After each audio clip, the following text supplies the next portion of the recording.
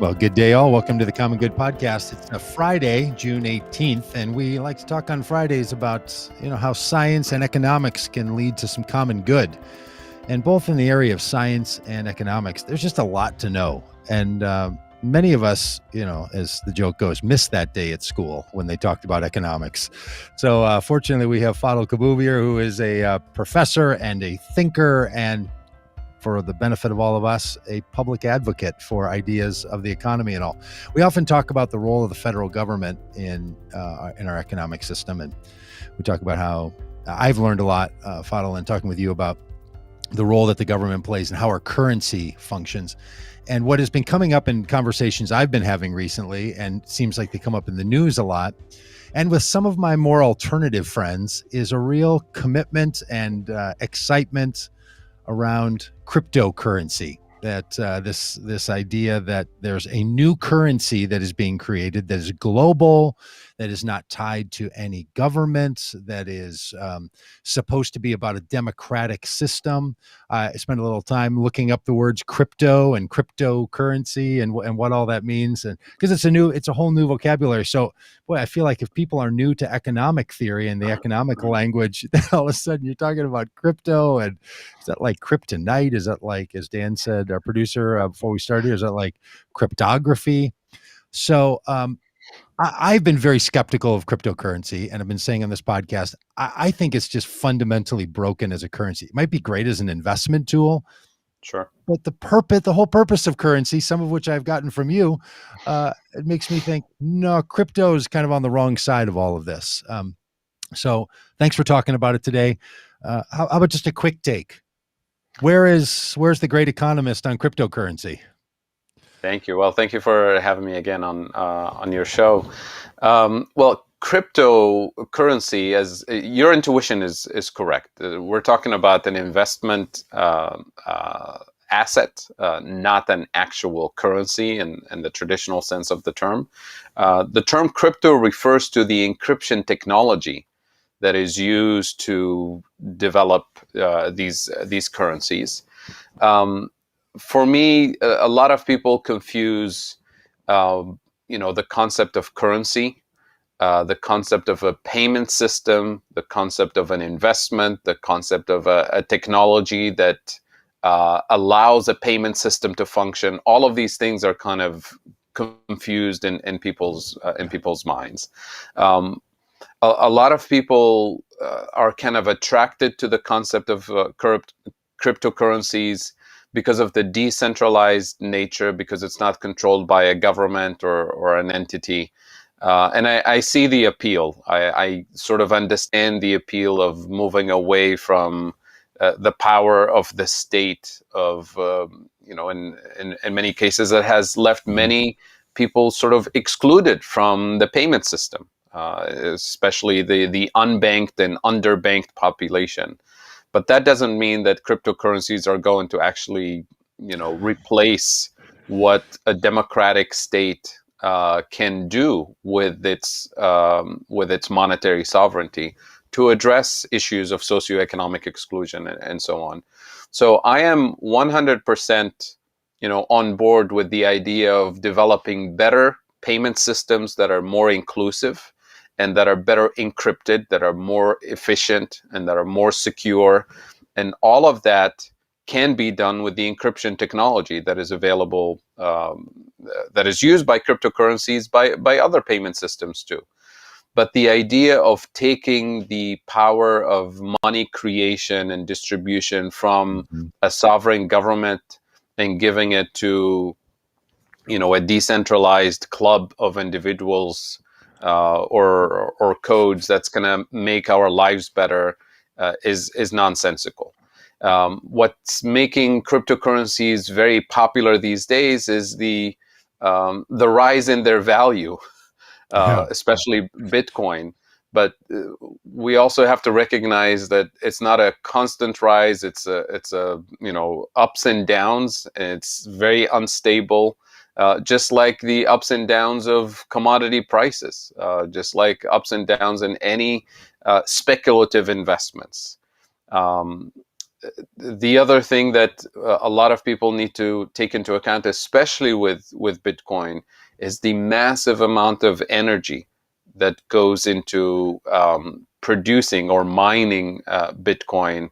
Is just unsustainable. Literally unsustainable from an environmental, ecological standpoint. So that doesn't make it an attractive means of payment Mm.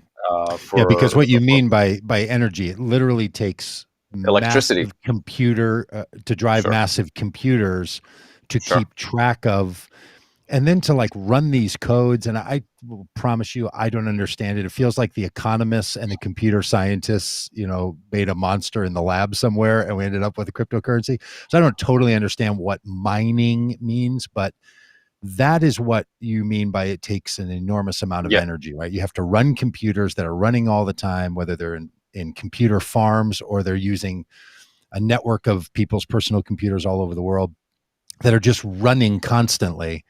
I thought that like computers were extremely efficient when it came to, as compared to, I don't know, running a generator or refrigerator or something.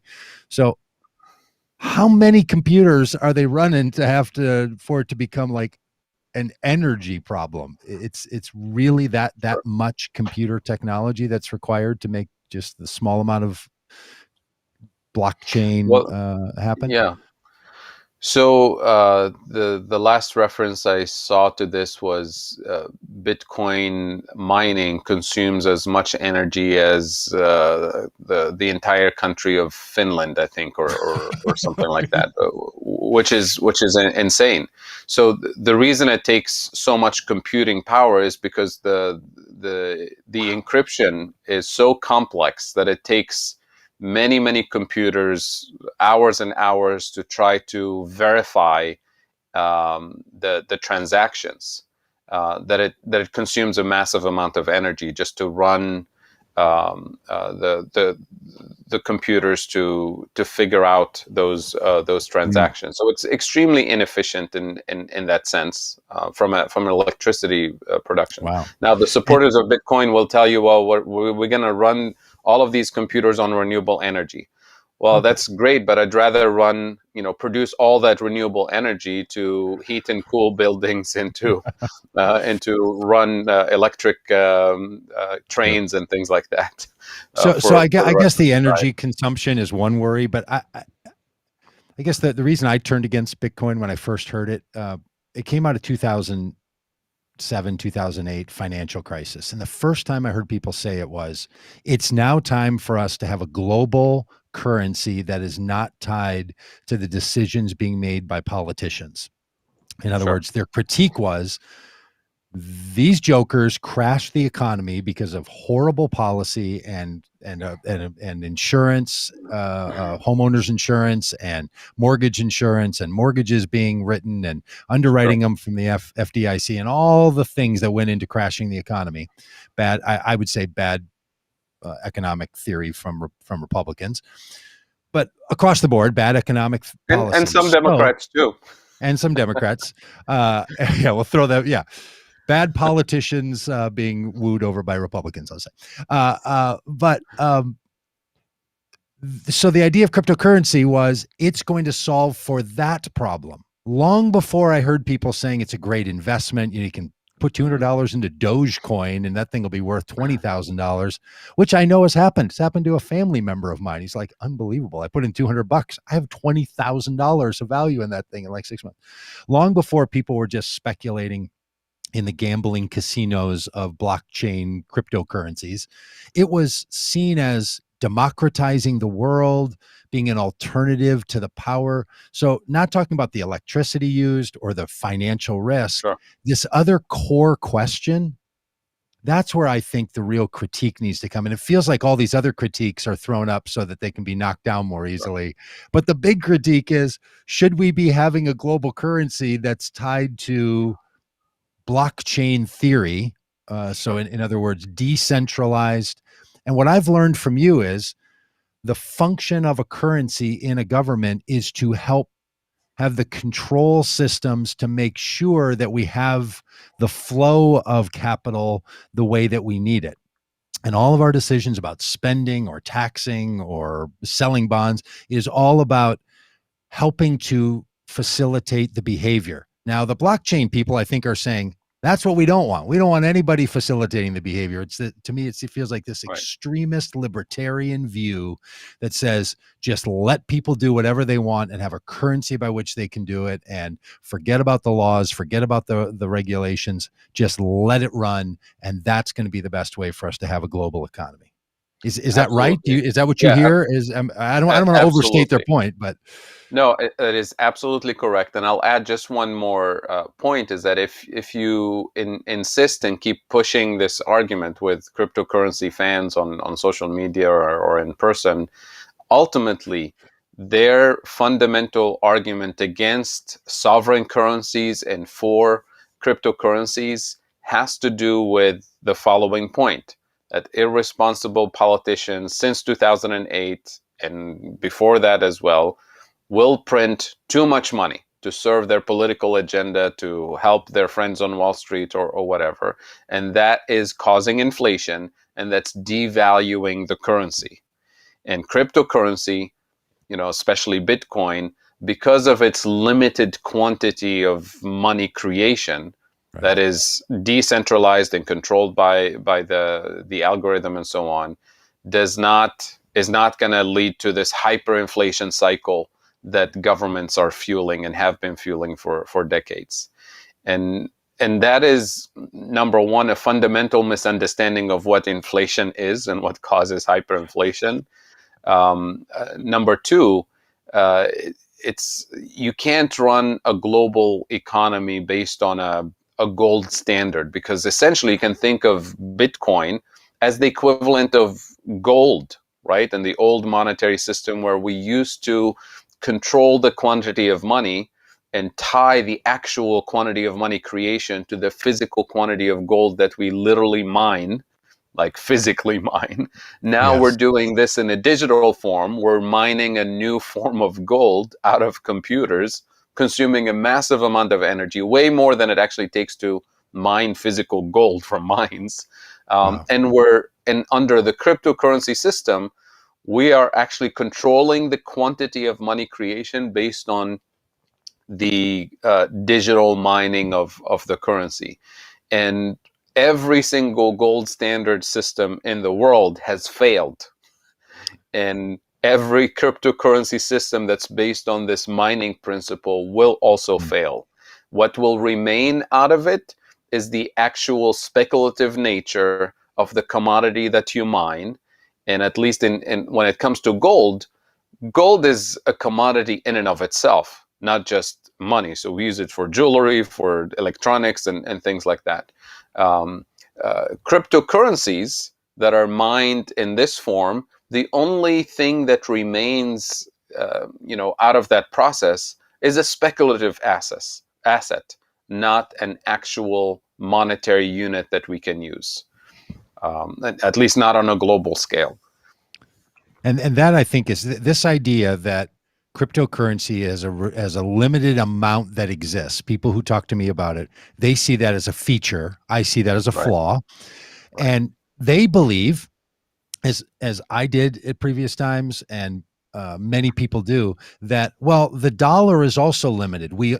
The belief is we only have so many dollars, and if we give them to some people or take them away from some people, then the set amount of dollars that exist is determined, and we're just going to decide that you have a lot, I have a little, then I'm going to get a lot and somebody else is going to have a little. The pie is determined and we're just deciding how to cut it up. So they say, well, it's better to do that with gold or with cryptocurrency than to do it with dollars, because the dollar is tied to the US political theory and the Bank of Reserve.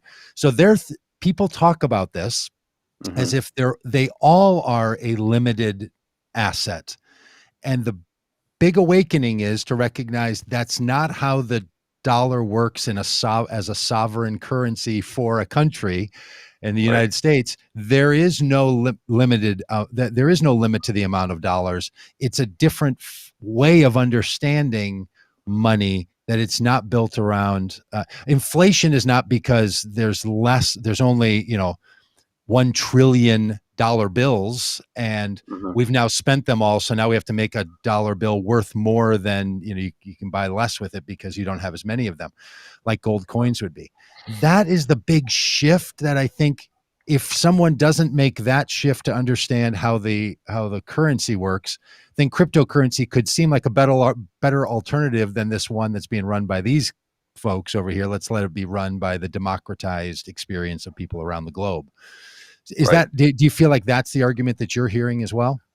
There's some of that, and what that perspective also misses is that money creation in the U.S. or in any other economy is not just limited to the government printing money. Every time a bank issues a loan, it's also creating money, not printing money because they can't print money, but they're creating money. Every and the majority of economic activity in the U.S. is funded via bank loans. Every time you buy a house, every time you buy a car, that is the process of money creation. It has nothing to do with politicians in DC deciding what to do. That decision has been made a long time ago, which is to issue for the federal government, the sovereign uh, currency issuer, to give a particular license to a group of entities called banks. And that license is called a banking license. And that license allows them legally, through the lending process, to create money, not print it, but to create it. And Right. it's every time you buy a car, you buy a house, you get a loan from a bank, they make you sign a piece of paper called a promissory note, which literally says, I promise to pay you back. And that is a document that, if you miss payments, if you default, that's a document that a judge in a court of law will hold you accountable for. And Yeah. that's why banks have a banking license. Now, you and I can also create money, but there's a hierarchy of monies. The top of the pyramid, so to speak, is the US dollar issued by the sovereign government, followed by bank money, which is the process that I was describing here.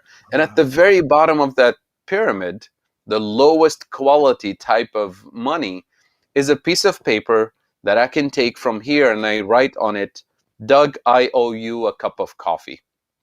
And I give it to you. And you know me and you trust me and you know I'm good for it. You see me next week, you bring the piece of paper, say, you said you owe me a cup of coffee. I'm here to collect on this Yeah. debt that you issued. And I say, sure, I'll make you a cup of coffee or I'll buy you a cup of coffee. Now, you can take that uh, piece of paper and give it to your neighbor and say, I know this professor in Ohio, he gave me this piece of paper. He owes me a cup of coffee. Can you give me a ride to the supermarket? I'll pay you with this piece of paper. And then you can go and collect a cup of coffee from him. And your neighbor will say, I have no idea who this person is. I don't trust him. That piece of paper is worthless, right? But if your neighbor knows me and trusts me, he or she will be willing to accept it. So the larger the network of people that we know and trust in our little club of friends, the more valuable that piece of paper is. So in this hierarchy of monies, what makes government money the top of the hierarchy is that the federal government will always accept the US dollar in payment of taxes. We all have to pay taxes, right? So fundamentally, everybody will accept the US dollar in the US because we know we all pay taxes to the federal government. And below that, there is bank money, which is Hmm. created through the process of lending and spending and so on, um, because we know it's backed by the power of the federal government. Because the federal government says that promissory note that says, I owe you $200,000 for buying this house is good in a court of law, and it's backed by the power of the federal government to enforce the fact Hmm. that this is actually a real debt. And all the way down to my cup of coffee note. So, But so my on cup that of coffee note hierarchy, is not uh, enforceable in the same way as a bank loan. on the hierarchy of the federal government creates money, we know they're good for it. To, if Fadl doesn't give me that cup of coffee, I'm going to tweet at him in front of people. On Exactly. that scale, where is cryptocurrency in there as one of the mechanisms for creating? Very good. Very good. So I'll give you one more example, and then I think you'll discover where cryptocurrencies are. Okay. Um, when you have your frequent flyer points, you travel with Right. a particular airline and they give you points every time. It's a loyalty program, right? And many airlines, they have their loyalty points. You can redeem them for an airline ticket with the same company. And in some cases, you can redeem them with a network of companies, including other airlines, including retail stores, grocery stores. You can use them to buy coffee. So it's a network, it's a large club of companies that have agreed to form this loyalty club. And those points that they create literally out of thin air is as good as money when it comes to buying a shirt, Yeah. when it comes to buying a cup of coffee or getting an airplane ticket. So they're actually creating money through this loyalty and trust system that they're trying to Hmm. build. And it's of course a marketing program. There's a purpose for it, to keep you in the network of businesses that they want, that they partner with. Now that is money. Every time you have your Starbucks card that generates these extra points because you're a loyal customer and so on, they're literally creating money. But of Okay. course, that money is good only in the network. If you go to a company outside Yeah. the network and say, well, this is a worthless piece of plastic, we don't accept this. Just like your neighbor says, this is a worthless piece of paper. I don't really care for this professor who says, I owe Yeah. you a cup of coffee. So that is also money. And it's much higher in that pyramid than my I owe you a cup of coffee piece of paper. Yeah. Right? But it's not as high as bank money or federal government money and so on. So cryptocurrency is part of that club. It's a club of people who have a trust in a particular system because of a particular ideology, commitment, loyalty to a concept called cryptocurrency. And it's the acceptability of the currency within that network is what makes it function. And there's a critical mass of people, obviously, who are driving this. But for people outside of that network, they're seeing it as a speculative asset. Right. So just like in the airline miles point system, the loyalty point system, somebody from outside of that network will say, "Well, I'll accept your points, but I'll accept them at a lower value than what they would normally get you within the club." So if you're really so desperate to buy something from outside the club, somebody might be willing to do it for a premium, right? For a penalty in your case. Um, but if the network has something so exclusive, somebody from outside the network might be willing to pay me an Huh. extra $10 for that unit just to join the club and be able to buy this exclusive edition, album or something that's only sold within the network. And I'm not part of the club, so I'm willing to pay you extra to buy something through Wow. your network. So that creates a Yeah. situation where the value of those points that are created within the system all of a sudden go up because there's something exclusive about it, an opportunity to get rich, an opportunity to buy something exclusive that nobody else has. And this is kind of what's happening in the crypto world. You have people from the outside the club hearing about this crazy investment opportunity that's making a lot of people rich, and they're jumping in and bidding up the price and willing to pay a premium to buy these assets. And then somebody tweets something like China says, you know what, we're not going to accept any cryptocurrencies, or anybody else, or Jeff Bezos makes a decision, or Elon Musk Yeah. tweets something, and all of a sudden people panic and say, oh, this is not worthless. We thought that the club was larger than this, and now the club is shrinking. I'm out. I'm selling, and Yeah. I'm going back to my dollars. So again, fundamentally, it remains as a speculative asset that is alive and well because of the commitment of the club members that keep the system functioning. And there's lots of these clubs, right? There's just like there's different airline point system and loyalty point system, and they're not all the same. Well, Yeah. there's Right. different cryptocurrencies and different clubs. They're not all the same. It's not all Bitcoin. It's not all Ethereum and so on. But Yeah. And the sometimes they're philosophy is similar. and Yeah, sometimes they're layered into each other. And I wonder if this is sure. the metaphor too, that like you have a credit card and then they're going to give you cash back. So they're going to Sure. add more money in the first year. So they're fueling into your other economic other Sure. other, cur- Yeah. other currency systems. See, I almost made the mistake there of calling it another economic system, and I was remembering your opening comments to say there's a difference between economics and currency and means of exchange, and you're continuing here to talk about this as currency and means of exchange, and not economics, and that feels like for people to understand this and feel like they're able to talk about all of this. So why do you think the big funding people have gotten into this? Like I've heard recently, and not just the speculative, Elon Musk wants to take it to buy a Tesla, talk about a club. Uh, but the larger investors, are owning, hundreds and hundreds of millions of US government backed dollars. They're Sure. investing into cryptocurrencies. Are they doing that because they now recognize that our economy needs more currencies? They need more sort of lesser quality and higher quality currencies. Is that what's driving people in thinking about this?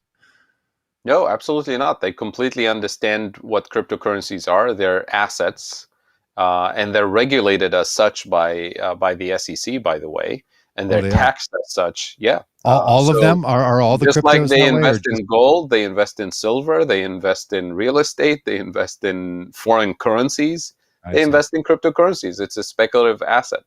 I think the core financial institutions, the big institutional investors, they see it as an opportunity. It's a market that goes up. It's a market that goes down. It's a risky, very risky speculative opportunity. But because you see major financial institutions jumping on board, it's seen by many as validating Totally. the market as a solid, and now we're back to square one. So the people that we didn't trust in 2008 who crashed the system, now because they're endorsing the crypto world, we're saying, oh, so it's real, the big guys are on board. Well, those are the big guys that crashed the system in 2008. Isn't that's um, insightful? That's insightful that you're not going to trust the criminals because they're criminals, and but when the criminals are into it, you're into it. Okay, speaking of that, one of the early critiques that I had about cryptocurrency and still do is that it was designed to be secret, that there's a secrecy to it. That, and I don't just mean that other people can't log into your Starbucks account and see that, I have $17 worth of credit in my Starbucks account and 17 sure. stars toward my 25 that I'm going to get. Not secret, like, well, don't let someone look at your phone, meaning no one, it's unseeable by anyone without a magic key that opens up that. Untraceable and anonymous and untraceable. Yeah. That feels particularly dangerous to me, and I'm not a law and order guy or anything, but the idea that we're going to have global currency that no one can is I was arguing a week ago, that's why ransomware has taken off the way it has, because now there's Sure. a means of payment Sure. that the cryptocurrency people believe is untraceable. Turns Right. out it's not, because the FBI is like, yeah, we'll just go get that money back. So yeah, maybe that Sure. pops that bubble a little bit, but it, again, that feels like a feature to the cryptocurrency people. Hmm. Hearing you talk about how a currency works in relationship to an economy, that feels to me like a flaw. Like that's a problem, that it's untraceable and no one knows who it is or where it is. How do you see the secrecy portion of the cryptocurrency bonanza? Yeah, it's so the anonymous aspect of cryptocurrency kind of mirrors the anonymous nature of cash. When you go to Starbucks and pay with cash, they can't track you down. You know, it's a dollar bill. They don't know your name, your identity, your address. But if you pay with your debit card, your credit card, somebody out there can trace you, right?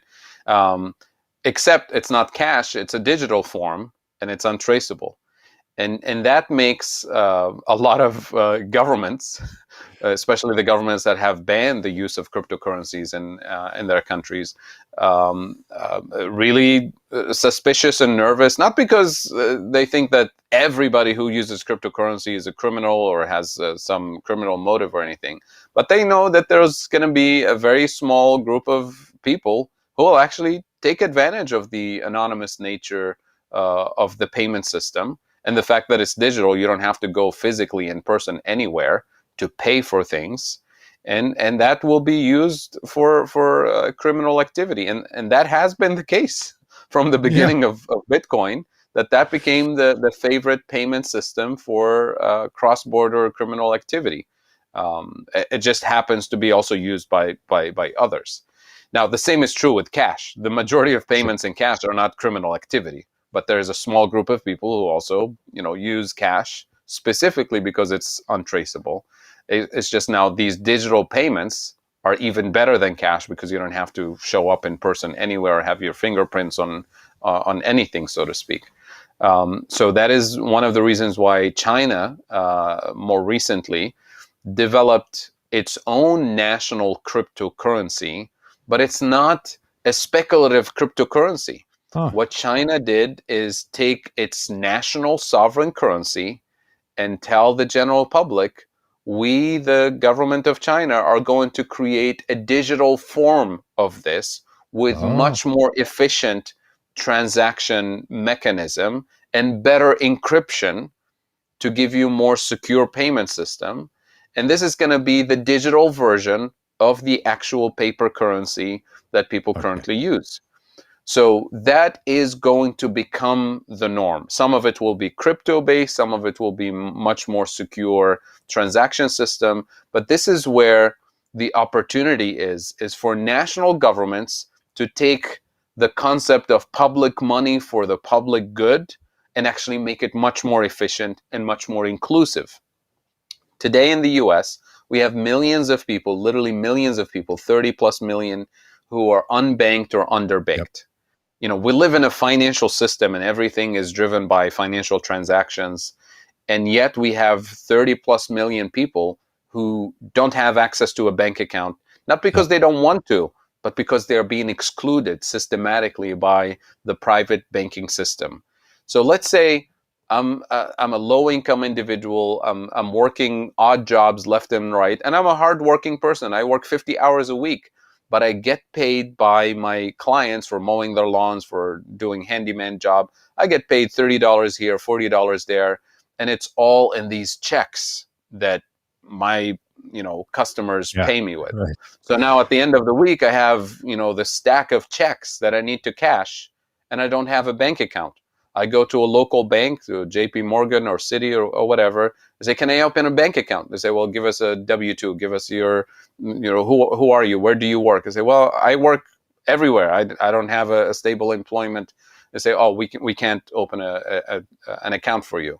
So where do I cash my checks, my monthly payment? I'm going to have to go to a local supermarket or a catch checking those Yeah. payday loan Yep. places and so on, Right. and they're going to charge me $7.50 for every check, right? They may give me a discount for a frequent customer or something That's like that. right.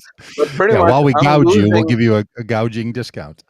Exactly. I'm losing, 5, 10, 15% of my monthly income on just cashing checks, right? So that is, and I have no track record of being a hard worker as far as the financial system is concerned. So 5 years from now, I've been working hard, getting all these payments and paying my bills on time. And same thing, to pay my electric bill, I have to have a credit card. I have to have a debit card, but Yeah. I can go to a supermarket and pay them $5 to pay my bill, right? So I'm losing so much money just to be a responsible Right. customer, pay my bills on time, and so on. 5 years later, I want to buy a house. I want to start a business. I go to a bank for a loan. They say, well, we have no idea who you are, right? Even though I've been the good citizen, right? Working hard, paying my bills on time. I should have a good credit score, right? But they say we don't have a credit score for you. You've been off the grid. So what a national digital currency system can do, like the one China is developing and other countries are developing, is for the federal government to say every person in this country has a digital wallet attached to their identity. And that digital wallet can be blank, has nothing in it, or it can be used as your form of payment system. So each one of us will have the equivalent of a credit card number or a QR code where we can use it to cash checks in a digital form. We can use it to wire money to friends and neighbors and customers and so on. So we don't have to go through a Right. private Right. banking system. If I wanted to wire money to a friend in California today, it will, through a regular bank wire transfer, it will take 3 days, and they'll charge me $15 for it, right? Yeah. But if I do it with any of the private platforms, right now, like Venmo and things like that, it will take a fraction of a second. It will not cost me anything, right? Why can't we have that for everybody in a secure way under the umbrella of the national payment system run by the Federal Reserve Bank? That's exactly what China is developing and other countries are developing. And you So kind you of contrast that payment and exchange system, you contrast that with establishing a separate currency. You're saying you're going to use the US dollar, or in this right, case, the Chinese yen. You're going to use that national currency, and the exchange system is going to use the digital moving. sure. But And that's there's no not what speculation. There's no loss in value in the transaction.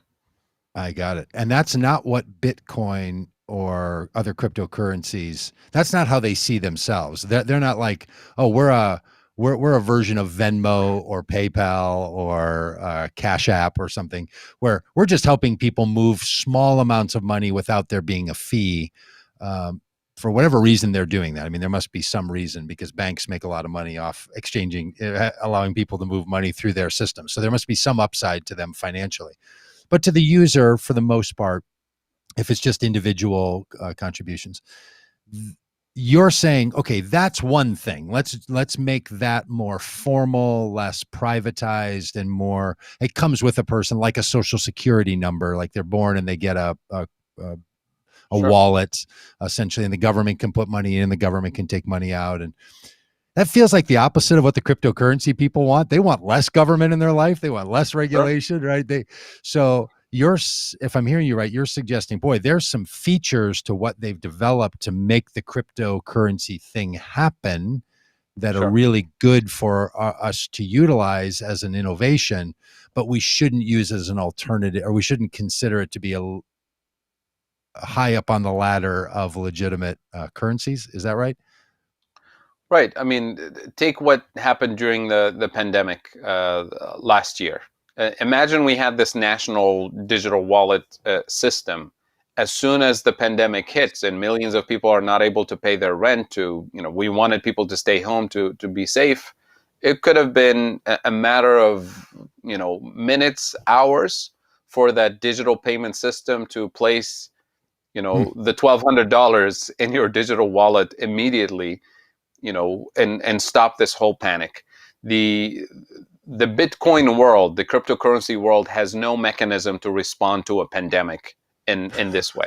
And this is just one example, right? Yeah. Yeah. So, what are you going to do when you have climate change, when you have unemployment, when you have an economic crisis? What does Bitcoin do for you, right, or for society at large? Maybe for some investors who happen to be lucky and invested in at the right moment and so on. But it's not a way to run the world. It's not a way to run a country. It's not a way to establish the common good Okay, but now for a let, well well, let functioning me ask you economy. this.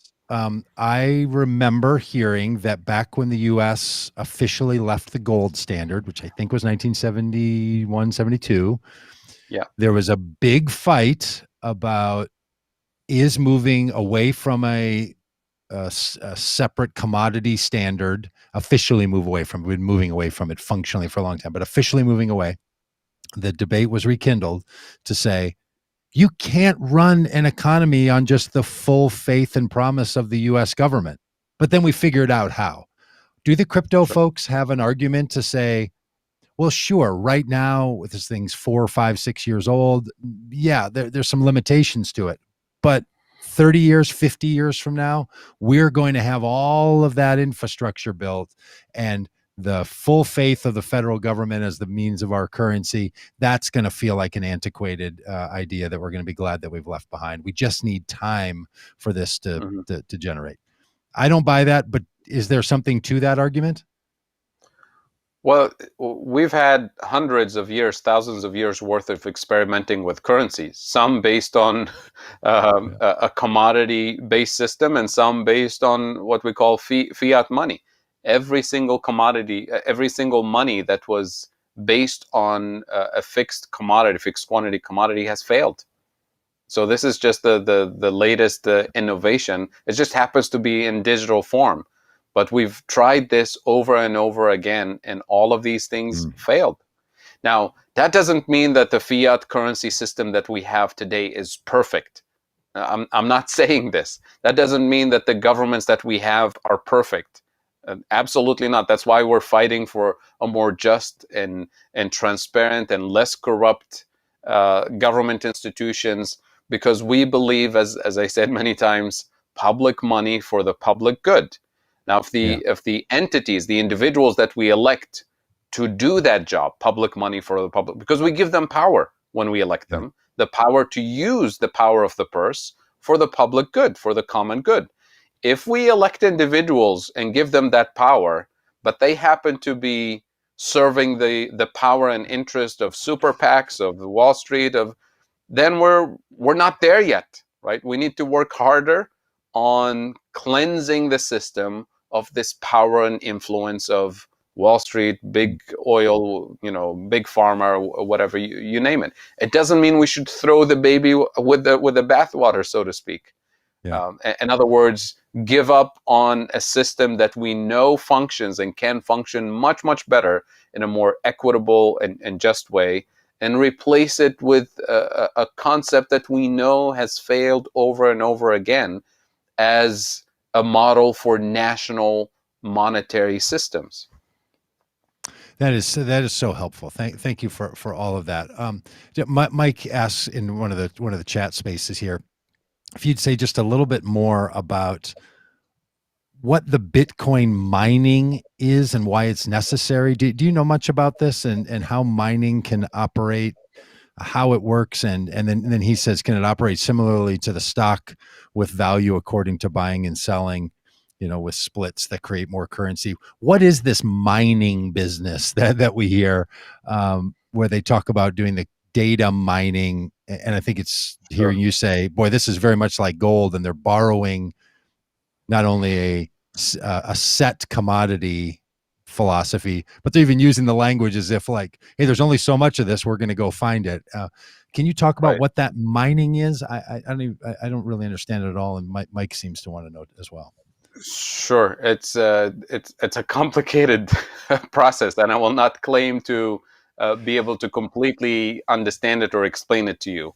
But it's essentially a bunch of computers trying to make educated guesses.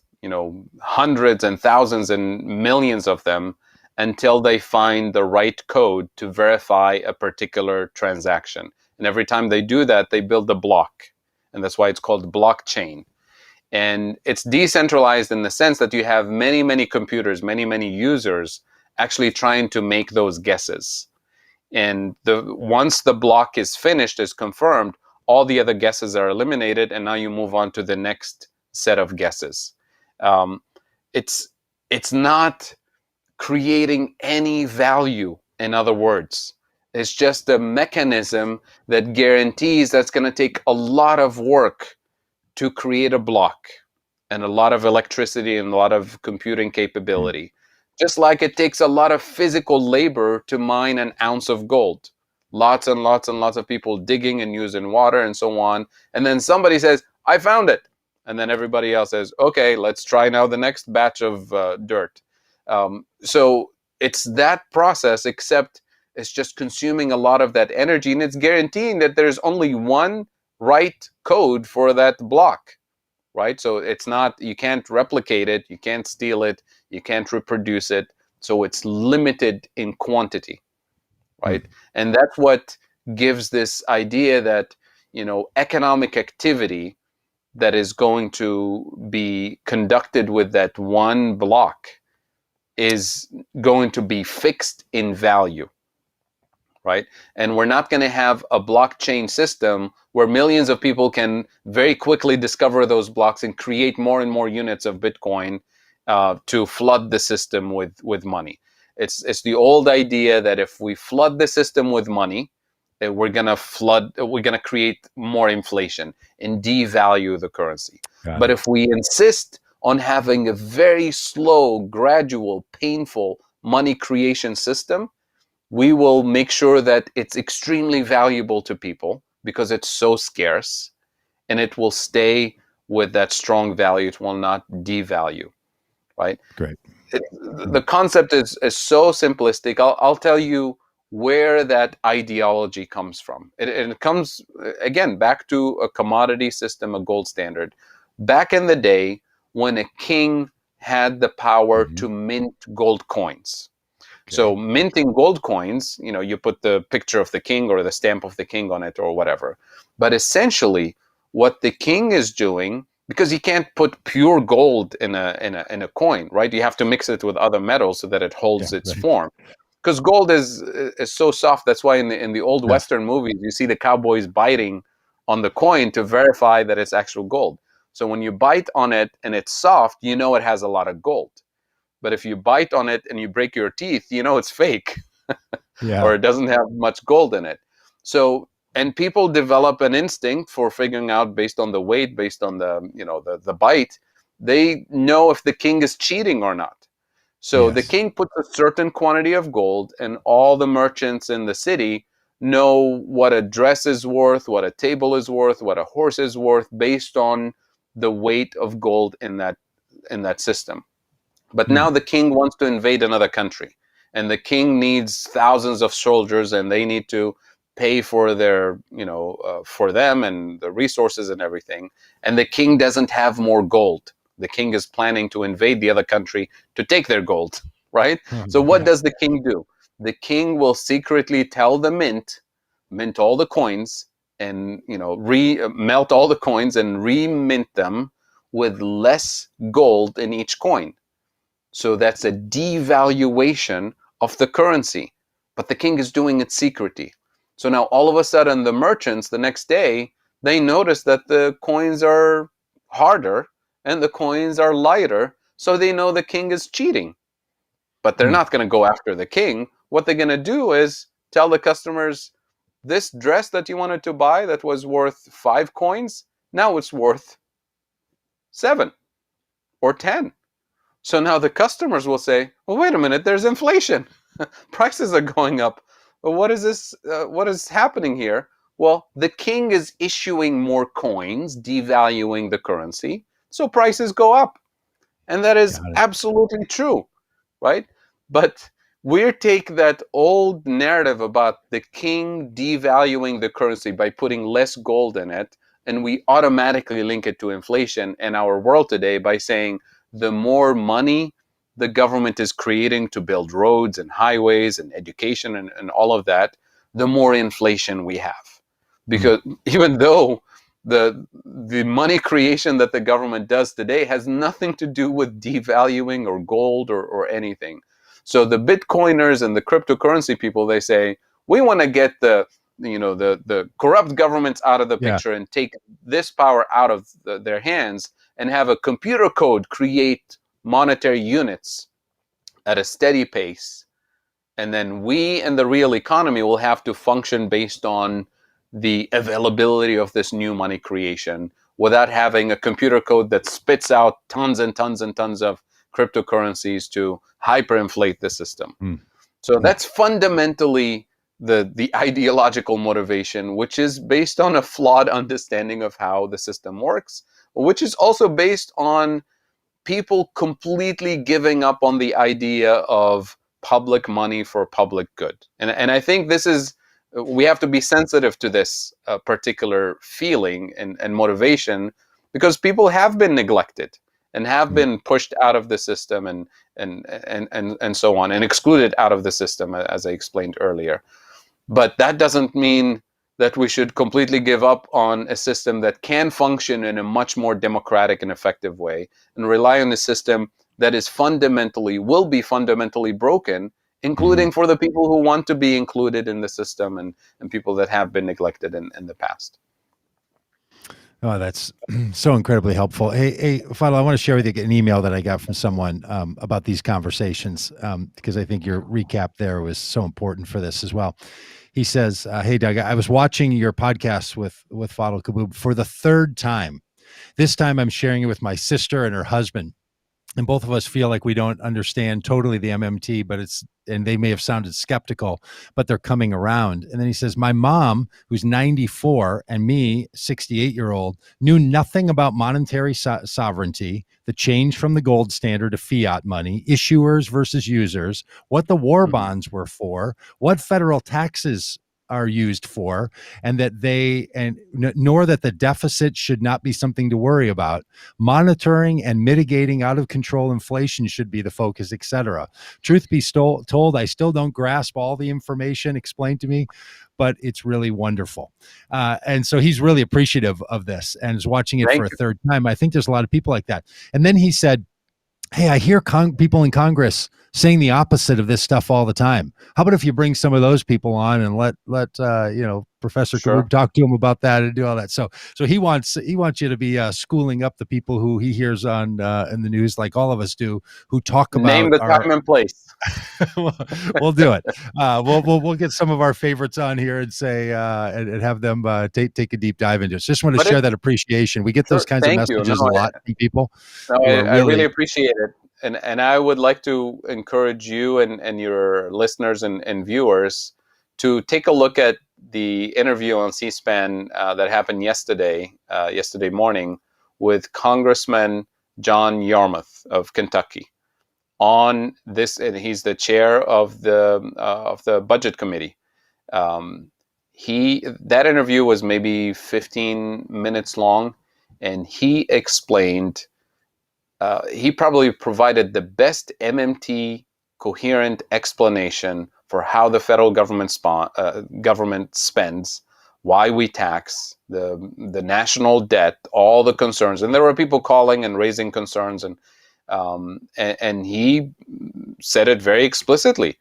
Everybody needs to read Stephanie Kelton's book, The Deficit Myth, and understand how the federal government functions. Everybody needs to engage with these ideas introduced by MMT economists. I highly recommend, if we can post this in the show Yeah, we notes, sure I'll will. send you the link to the interview. Right.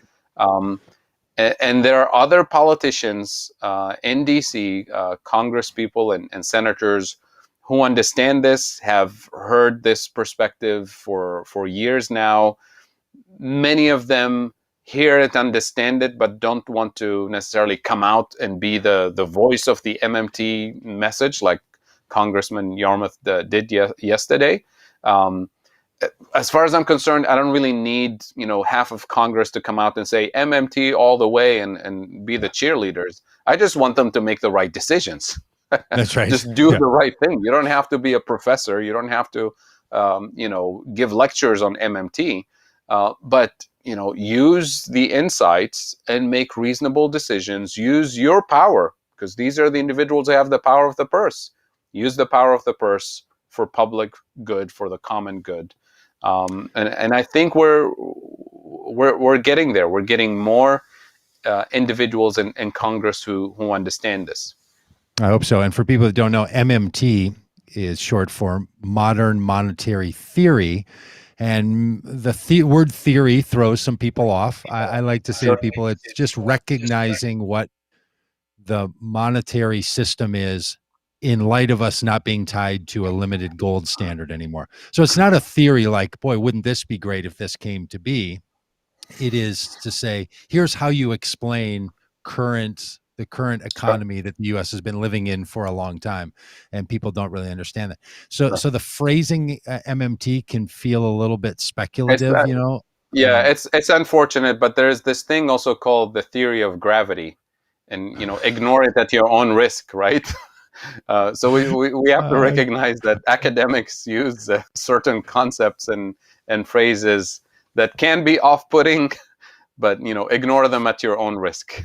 yes, yes. So You yeah, don't want to ignore the theory of gravity if you're flying on an airplane, that's right. That's a or great or phrase. walking or driving under a bridge or something. You That's want to right. make sure that it's Yeah, been taken into account very seriously. Yeah, so it's theory in that sense, meaning it's the way we explain something, the way we understand what is, not theory in the Yeah, sense of uh, uh, uh, sort of philosophical speculation. It's used in a little, it's sure. used in a technically different way, which is really great. So, well, Professor, again, thank you so much. Thank you for this one. I feel like sometimes the way to talk about things like how the economy works is through issues like this that people are into and hearing about. Sure. And so cryptocurrency is one of those things that's got people at least talking about currencies and at least talking about economics. It's got to feel good to have your topic in the public parlance at some level. Sure. Well, All right. thank you again for the opportunity. It's my pleasure. Well, great. Thank you, man. Hey, happy Friday, everyone. We will talk to you on Monday.